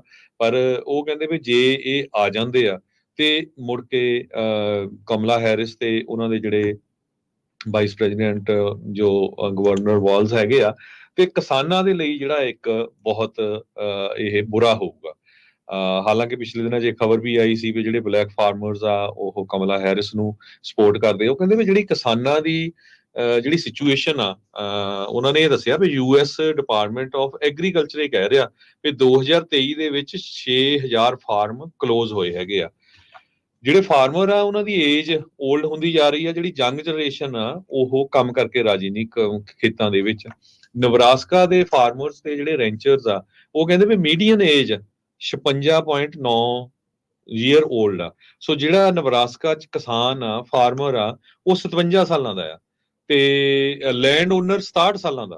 ਉਹ ਤੁਸੀਂ ਦੱਸੋ ਵੀ ਉਹਨਾਂ ਦੇ ਗਾਹਾਂ ਜਿਹੜੇ ਬੱਚੇ ਆ ਉਹ ਕਹਿੰਦੇ ਵੀ ਅਸੀਂ ਤਾਂ ਫਾਰਮਿੰਗ ਕਰਨੀ ਨਹੀਂ ਹੈ, ਵੀ ਇਹ ਚ ਪ੍ਰੋਫਿਟ ਹੈ ਨਹੀਂ, ਹਾਰਡ ਵਰਕ ਬਹੁਤ ਹੈਗਾ। ਸੋ ਅਲਟੀਮੇਟਲੀ ਕਹਿੰਦੇ ਵੀ ਇਹ ਸਾਰਾ ਕੁਝ ਸ਼ਟ ਡਾਊਨ ਹੋਊਗਾ। ਦੂਸਰੇ ਪਾਸੇ ਜਿਹੜੇ ਪ੍ਰੈਜ਼ੀਡੈਂਟ ਡੋਨਲਡ ਟਰੰਪ ਹੋਣੀ ਆ, ਉਹਨਾਂ ਨੇ ਇਹ ਕਿਹਾ ਵੀ ਜੇ ਮੈਂ ਆਫਿਸ ਦੇ ਵਿੱਚ ਆਣਾ ਆ, ਜਿੰਨੀਆਂ ਵੀ ਪਾਲਿਸੀਜ਼ ਜਿਹੜੀਆਂ ਬਾਈਡਨ ਨੇ ਫਾਰਮਿੰਗ ਦੇ ਸੰਬੰਧ ਦੇ ਵਿੱਚ ਕੀਤੀਆਂ ਹੈਗੀਆਂ, ਉਹਨੂੰ ਮੈਂ ਸਾਰੀਆਂ ਨੂੰ ਰਿਵਰਸ ਕਰੂੰਗਾ। ਇਹ ਤਾਂ ਚਲੋ ਹੁਣ ਉਹਨਾਂ ਦੇ ਆਇਆਂ ਤੇ ਪਤਾ ਲੱਗੂਗਾ। ਇਦਾਂ ਇੱਕ ਟਾਈਮ ਦੇ ਉੱਤੇ ਟਰੱਕਰਸ ਨੇ ਵੀ ਬੜੀ ਆਸ ਰੱਖੀ ਸੀ, ਉੱਥੇ ਜਾ ਕੇ ਹਾਰ ਹੂਰ ਪਵਾਏ ਸੀ ਉਹਨਾਂ ਨੇ, ਹਨਾ, ਵੱਡੀਆਂ ਚਾਬੀਆਂ ਲਈਆਂ ਟਰੰਪ ਹੋਣੀ ਸੀ। ਤੇ ਉਹ ਤੋਂ ਬਾਅਦ ਚਲੋ ਉਹਦਾ ਬਾਈਡਨ ਉਹਨਾਂ ਨੇ ਵੀ ਜੱਫੀਆਂ ਪਾਈਆਂ ਸੀ ਟਰੱਕਰਸ ਨਾਲ, ਤੇ ਮੁੜ ਕੇ ਕੁਝ ਨਹੀਂ ਹੋਇਆ। ਪਰ ਜਿਸ ਹਿਸਾਬ ਨਾਲ ਮੈਂ ਤੁਹਾਨੂੰ ਇੰਡਸਟਰੀ ਦੀ ਗੱਲ ਕਰ ਰਿਹਾ, ਇਕੱਲਾ ਇਹ ਨਹੀਂ ਹੈ ਵੀ ਹਰ ਇੰਡਸਟਰੀ ਜਿਹੜੀ ਆ ਉਹ ਹਰਟ ਹੋ ਰਹੀ ਹੈਗੀ ਆ। ਅਨਫੋਰਚੂਨੇਟ ਪਾਰਟ ਇਹ ਆ ਵੀ ਇਹ ਉਹੀ ਇੰਡਸਟਰੀਆਂ ਆ ਜਿਨ੍ਹਾਂ ਦੇ ਵਿੱਚ ਮੈਜੋਰਿਟੀ 'ਚ ਲੋਕ ਕੰਮ ਕਰਦੇ ਹੈਗੇ ਆ ਤੇ ਲੋ ਪੇਇੰਗ ਵੇਜਸ ਦੇ ਵਿੱਚ ਕੰਮ ਕਰਦੇ ਆ। ਉਹਨਾਂ ਦੇ ਜਿਹੜੇ ਪ੍ਰੋਫਿਟ ਆ ਉਹ ਮਾਰਜਨਸ ਵੀ ਬੜੇ ਘੱਟ ਹੈਗੇ ਆ। ਜੀ, ਸਮਾਂ ਹਰਜੋਤ ਸਿੰਘ ਜੀ ਪ੍ਰੋਗਰਾਮ ਦਾ ਜਿਹੜਾ ਸਮਾਪਤ ਹੈ। ਮਿਲਾਂਗੇ ਆਪਾਂ ਆਪਣੇ ਸਾਰੇ ਸਰੋਤਿਆਂ ਨੂੰ ਜਿਹੜਾ ਹੁਣ ਅਗਲੀ ਵਾਰ। ਉਦੋਂ ਤੱਕ ਲਈ ਇਜਾਜ਼ਤ, ਪਿਆਰ ਭਰੀ ਸਤਿ ਸ਼੍ਰੀ ਅਕਾਲ।